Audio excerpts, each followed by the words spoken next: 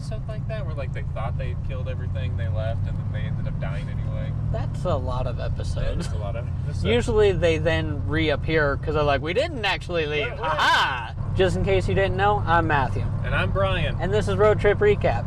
Spoilers up ahead, as today we're going to be going over the supernatural episode, Dead in the Water. And we'll also be talking about spirits and what Peter Sweeney is. Alright, buckle up and let's go. The third episode opens up at a lake house where we see a family starting their morning. The daughter, Sophie, goes out to go swim in the lake, and as she's swimming, something swims up and grabs her and pulls her below the water. We cut to Sam and Dean as we pull back the curtain a little bit as to how they go about finding cases when not told where to go by their father.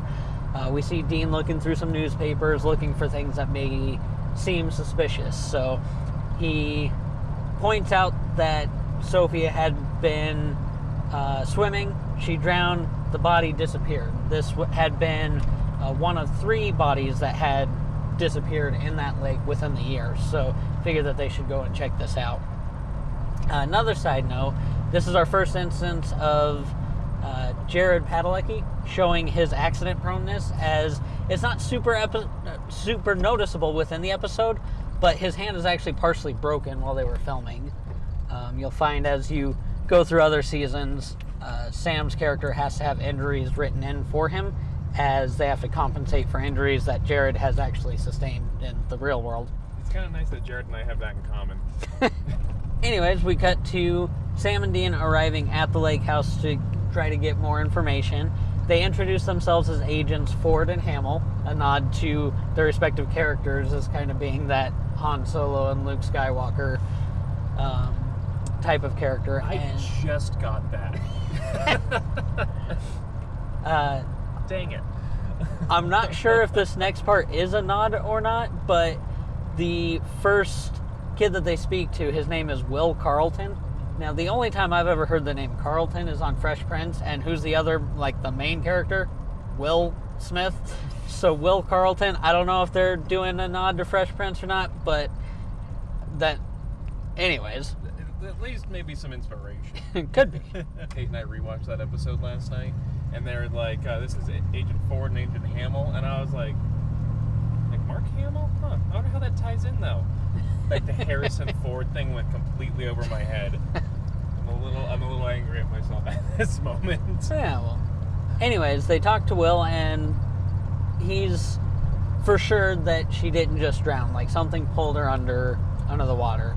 Sam kind of is suspicious of the father, as he's just kind of sitting out on the dock, just blank staring out into the lake, and wants to talk to him, but it's deemed not necessary at the time. We next see Sam and Dean. They're talking to the sheriff of the town, and while they're talking to the sheriff, they get some more information about how the dam is basically falling apart and they're not gonna fix it, so eventually the lake is just gonna completely dry up.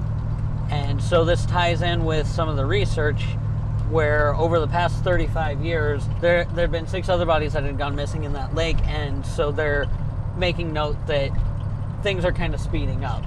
Like, it was 6 over 35 years and 3 within 1 year.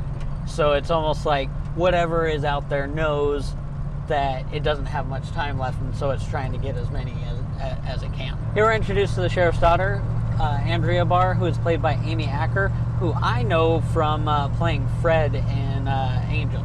Oh. She's been in other things, but that was like the first time I saw that, I was just like, hey, I know this person. Anyways, we also get introduced to her son, Lucas, who at this point in the episode doesn't talk at all. Side note also, Lucas is played by Nico McGowan, who we see later on in episode 3 of season 7. He returns to play a bully that picks on a flashback version of Sam in that episode. Huh. And he seemed like such a cool kid. Well, you know, that happens sometimes when kids grow up. They just kind of become jerks, which that's another supernatural episode, and kind of flipped around, and we'll get to that later. Yeah. We find out that the reason why Lucas doesn't talk is because his father, Christopher, was one of the other people that had drowned in that lake, and he actually drowned in front of Lucas, and Lucas was left out on like a floating device for like 2 hours before he was found. So little trauma going on there. We get a moment where Dean attempts to bond with Lucas as, you know, they're at a playground and Lucas is just drawing, and Dean tries to get him to open up, and, you know, he does his best at drawing a picture for Lucas, and it's just a little stick figure family. And it does have a little bit of success as Lucas then gives Dean a drawing. So, you know, a little bit of bonding there. On our next scene, we get Will, that they had spoken to earlier. He's deciding to make some dinner while he's in the middle of cleaning fish. We get some sink problems. Sink backs up a little bit, and then Will proceeds to drown in the sink. That's never a good sign when you got black water coming up the drain. No. As Sam and Dean are investigating the fact that another kid within the same household has died, they still at this point don't know what it is that they're dealing with. And Dean makes a reference to the potential of a water wraith or a demon, which, when they throw stuff out there like that, you know, makes me wonder, like, you know, is this a thing? Like, maybe that's what we should have talked about. What are water wraiths? Because that never comes up again. Wraiths do, though, I believe. Wraiths do, Yep. but not specifically water wraiths. Is there a difference?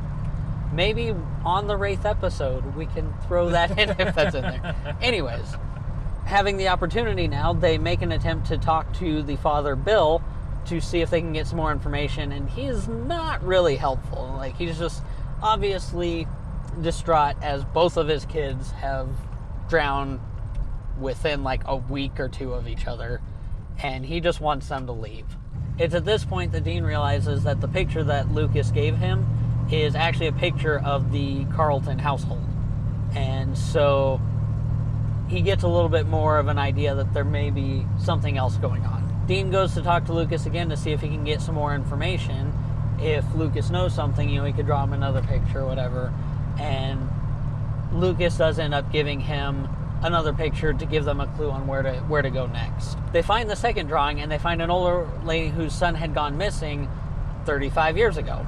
And in the process of talking to her, she kind of echoes statements that Bill had made earlier about, you know, losing kids and just how distraught, you know, you get, and just kind of the worst thing ever. And in the process, Sam and Dean find a picture of the gal's son Peter and sees that he was apparently friends with Bill. So like, oh, you know, there's a connection here. Maybe this is what we're dealing with, a vengeful spirit. Maybe Bill killed Peter when they were kids, and now the spirit wants revenge, so it's killing his kids. So here we get Bill just kind of being distraught, and he's just, you know what, I'm done. He takes his boat out onto the lake, and Sam and Dean show up. They try to call him back, but then the lake explodes the boat, flipping him over. And I didn't necessarily hear it at this point, but you do hear the "come play with me" lightly in the background. I had captioning on, so it brought it to my attention, but it wasn't overly obvious at this point. Yeah, because in my last couple rewatches, I didn't notice that. Yeah, which, when it starts out subtle like that, makes it a little bit more creepy for me. Yeah, a little bit. We get another instance of Sam and Dean talking to the sheriff and Andrea and Lucas does not want to go home. Like, he's super uncomfortable and like runs to Dean and is trying to like get him to help or whatever. And Andrea and Lucas leave, and then the sheriff calls Sam and Dean out on their BS. You know, you're not with the wildlife service. I don't know what you guys are doing, but you've been here, and 2 people that I know have died, and why don't you guys just get out of town before we try to cause problems, or, you know, problems happen. Like, okay, sounds good. So they're leaving. Sam's content. You know, it was a vengeful spirit. Was after Bill. Bill's gone, so that's the end of it. But Dean's not convinced because Lucas was scared of something, so he just wants to make sure that the kid's all right. Here we cut to the home with Andrea and Lucas. Andrea goes to take a bath, and it turns a little Ghostbuster-y as we just got normal water and then all of a sudden the dirty water, which, side note on this one, Andrea's taking a bath, and the water's like this far from the top, and she still has water running as she's in the bath. With her eyes closed, it turns into dirty water. And then she starts drowning in the bathtub. Lucas is at the door trying to, get in. He's pounding at the door and everything. And then Sam and Dean just happen to show up, and they just want to, hey, is everything going all right? So they're just waiting at the door. All of a sudden, Lucas opens, and he's freaking out. So they rush to where he leads them. They break in. Sam's able to pull Andrea out of the bathtub, and everything's fine at that moment. From here, Lucas leads Sam and Dean out to an area just kind of over by the lake where they just decide to start digging because he just kind of pointed to the ground there. They dig up Peter's old bike, and they just happen to dig it up right as the sheriff's walking by, and he's not happy about this. We had found out earlier that the sheriff, Jake, was also around the same age and also friends with Bill, and so we know that there's somewhat of a connection there, and it's kind of revealed that I don't know how good of a friend Bill was with Peter, because I guess Jake and Bill used to bully Peter all the time, and they were having fun and, just holding his head underwater like, good old boys do, I guess. And like you do, like friends do. Yeah, well, Peter didn't come back up, and so it wasn't just about Bill, it's about both families. And so at this point, Lucas is kind of drawn to the lake, and he gets pulled in, and we get our first instance of kind of really seeing Peter, which reminded me of, was that the kid from The Grudge? Yeah, a little bit. There's that. Not even necessarily the noise, but just like you get like the Pennywise look of him just looking over the water, and he's got like the dark hair and the pale face, and that to me was like one of the creepiest moments of that episode. Yeah. Like okay, there we go. That's a good creep factor. So Lucas gets pulled under, and Sam and Dean jump in to try and save him, but they can't find Lucas anywhere. It's at this point where Jake realizes what's going on and that it is real, like these guys aren't making it up, and so he offers himself up as a sacrifice to end everything. So he goes into the lake and basically trades himself for his grandson. Jake gets pulled down to the bottom of the lake to disappear, and then Dean's able to actually grab Lucas and get him out, and they end up okay. So the episode ends with Lucas now being able to talk, and yes, Dean makes sure that he knows that is a phrase he should be familiar with. And we're kind of left with almost a bad taste in our mouth. It's the third episode in, and it doesn't really feel like a win. I mean, they saved Andrea and Lucas, they stopped what was going on, but a lot of the episodes we get to where they come in and they stop what's going wrong. They save everybody, and that's even, something that Sam says to Dean at the end is, you can't save everyone. And I think when I watched this episode the first time, that's why I wasn't too fond of it, is because it left that bad taste in your mouth of almost a failure, because they were unable to save the sheriff on top of everything else. And so that concludes the third episode of Dead in the Water. So what were we dealing with here? So it's being classified as a vengeful spirit as far as Sam and Dean are concerned, but we don't really get to see a lot of the classic spirit or vengeful spirit tropes that we get to see later on in the season, later on this season. So I'm not really going to spend a lot of time talking about things like salt and iron on spirits and things like that. That'll be for a later episode. They do reference in the episode salting and burning the body, but it was lost to the lake, so there was no body. Got flooded out. So they do reference things like that, but then, I mean, for being a spirit that's, let's say, estimate that the body's been disappearing for about 35 years, so let's give it a highball at about, he's been dead for 40 years. Like 40 years. That's a powerful, powerful entity that it can influence not only the lake, but it can run the water from the lake and through purification systems, all these things, run it through all the piping and get to the houses that it needs to be. That is an insanely powerful spirit. And there are a couple options to why this spirit is so powerful. One is they were still dialing in what the power scale is going to look like for their spirits. And I think that's the most likely one, is that they're aiming for Vengeful Spirit, Salt Burn the Bones, the whole 9 yards, but this spirit is able to influence this entire lake and has the powers of hydrokinesis, where it can essentially control water and can control the aspects of water and influence it in certain ways. But I thought it would be more fun to speculate on what kind of spirit could he be at that power level. Okay. And I've come across 2 different things that are relatively the same but come from different parts of Europe. Okay. And the first one is a revenant. And a revenant is a spirit that actually repossesses its old dead body. Huh. And is able to cause havoc, can bring disease and bring death to a town, and generally targets those who either killed it or will target its own family members. Now, revenants typically, though, are going to be stopped not just by finishing whatever tasks they had on Earth. Generally, these are not good people anyway, so they just continue killing. But looking at Peter's body when he comes out and grabs and pulls Lucas into the lake, as you see him like floating up to grab Jake and pull him into the lake, he does show something that I find kind of interesting that other spirits don't have, and that is signs of decay. Now, we have seen spirits that show their wounds, like the wounds that they died with. If their throat was cut, you see them gushing blood out of their throat. If their face was half sawn off, you see like a giant chunk missing out of their face. But Peter was drowned. Right.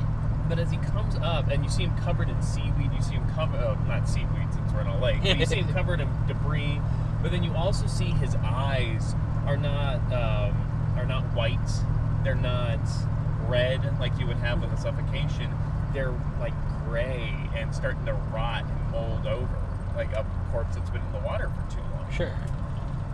And so that kind of fits with that revenant idea that Peter's spirit is able to control the water and actually moves back into his body when he needs to drown things or when he wants to drown people. And so that one that one's more throughout Europe. There are a couple of famous cases of revenants being found. It's thought to be kind of a precursor to like a zombie or even a vampire. Okay. Oftentimes what you would do is you would stake the heart or you would cut off the head and sprinkle holy water on it. There have been a couple of cases where they thought a revenant was haunting a town and they dig up the corpse, and sure enough, when they stake it, blood comes out of the corpse. Oh. And because they didn't know much about the decaying process. But the other one, and the more I've been thinking about it, the more I like the idea for my own headcanon. Other than Peter Sweeney is not a vengeful spirit, but Peter Sweeney is a Draugr. A what now? A Draugr is essentially a Viking zombie. But there are 2 different types. There are land Draugr, and then there are sea Draugr. But generally speaking, a Draugr is able to haunt and patrol its barrow. It's the place where it was originally buried, and are very, very powerful. There are stories within various Norse sagas and Viking sagas of Draugr actually being able to meld into stone. So they have some sort of geomancy, or they have some sort of geokinesis or terrakinesis that they can mold into stone. They have the ability to control stone, control their own size, they control their own shape.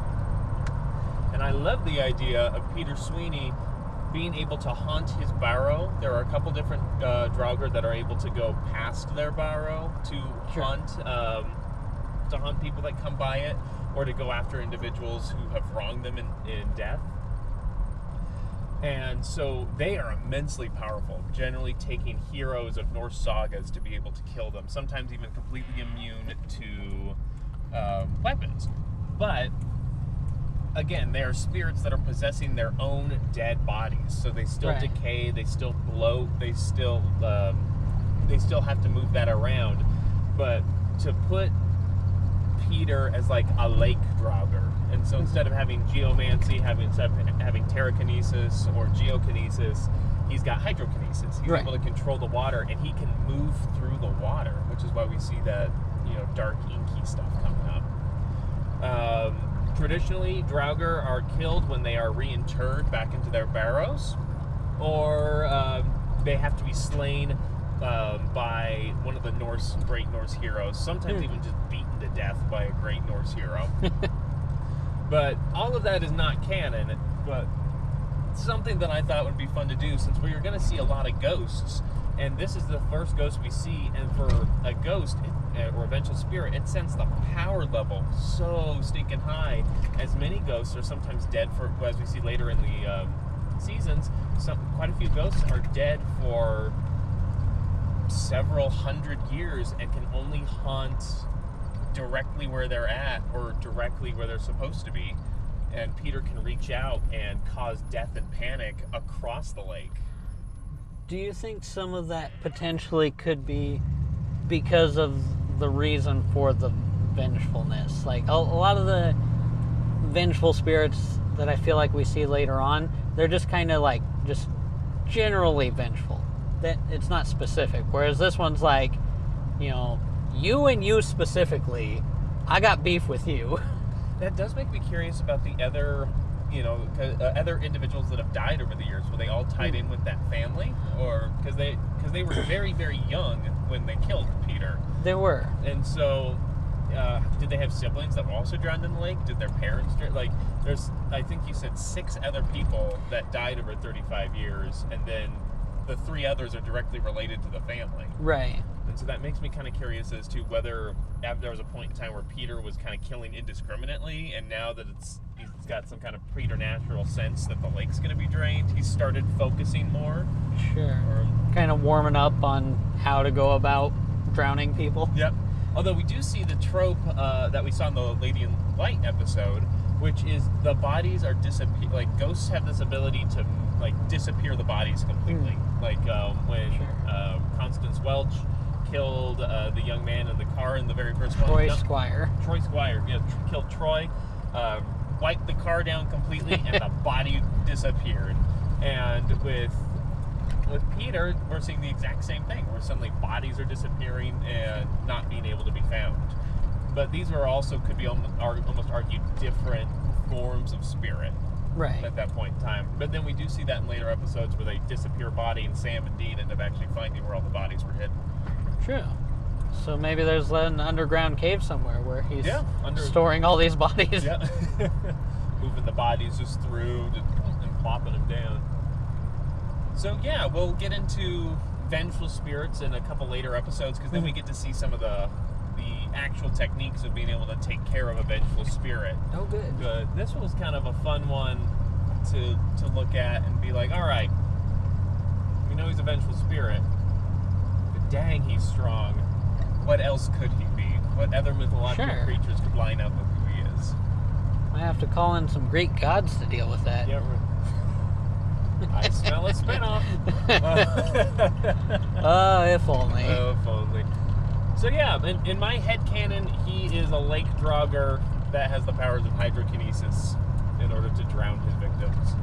Well, I mean, hey, that works for me. But the only thing is, would he stop after he has killed who he's after? That's another good question. Is draugr generally not? A revenant, yes. A revenant, no. A revenant would not stop. A revenant would continue killing if they were an evil person to begin with. But if he was just a revenant based on vengeance, very possible that he would stop. A draugr, chances are he would continue to terrorize that lake until that lake disappeared. Well, the lake was supposed to disappear there shortly because of the dam. That would be kind of sad. Sam and Dean leave, and then Lucas and Andrea just end up dying anyways because drowning anyway. That wasn't what they were dealing with. Yep. Yeah. Then that's another thing. We've seen vengeful spirits that just kind of get stuck in that pattern of killing indiscriminately. Wasn't there one episode like that where like they thought they killed everything, they left, and then they ended up dying anyway? That's a lot of episodes. That's a lot of episodes. Usually they then reappear because they're like, we didn't actually leave. Ha The Dr. House syndrome. Like, oh, we got this. Oh no, we don't got this. It's actually this. I think for me that's one of the comforting things of the episode is the predictability. Yeah. I personally like it as kind of an escape. So knowing kind of what I'm getting into on each episode without knowing the specifics makes it kind of nice. Yeah. Those are the types of shows that I enjoy just as something to kind of escape from reality. Like another one that I enjoy is Burn Notice, which again follows the exact same formula every single episode. Somebody has a problem, they come up with a plan to solve their problem, their plan doesn't work, so they have to recreate a new problem on the fly, and that plan works. Every single episode, pretty much. It's kind of like that MacGyver. You can always count on MacGyver is about to do something real wonky to get out of the predicament he's in. Right. The original Tony Stark. Is he original? I don't know if the guy that came out before Iron Man did. As far as like popularity is concerned, maybe. I need to go look up the first episode of MacGyver and the first comic of Iron Man and be like, oh shit. Well, in all fairness, for the most part, Iron Man didn't really become popular until the movies. Like, people knew of Iron Man, but like he was kind of like a background hero. Like, the Marvel movies were like, here's heroes that you don't hear the stories of every couple of years. Unless you're a big comic, like really into the comic book, right? Really into, and because I mean, there was plenty of like the Avengers video games, like Vision. I didn't really know much about him, but he was in a video game that I played. Sure. Like, I didn't know much about any of the Marvel heroes really. Like, they started out like I knew of Iron Man. I had seen Captain America in like a Spider-Man episode, like where he like traveled through time battling Red Skull or something. But like other than that, didn't really know that. Knew absolutely nothing about Thor. Didn't know anything about Hawkeye or Black Widow. Like, I'd never even heard of the Guardians of the Galaxy. Oh yeah, I was right there with you when that first came out. Yeah, when I was growing up, it was always just like X-Men and Spider-Man. Those were and Batman. Yep, and Superman. And Batman and Superman. I was sticking with Marvel, but yeah, Batman and Superman. Those were like the four biggies when I was growing up. Sure. Of course, they all had like their own TV shows. And that's going to conclude our next episode. Join us next time as we do a recap over The Phantom Traveler and learn a little bit about some demons. I'm so excited.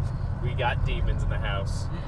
All right, until next time, stay safe, and as always, buckle up.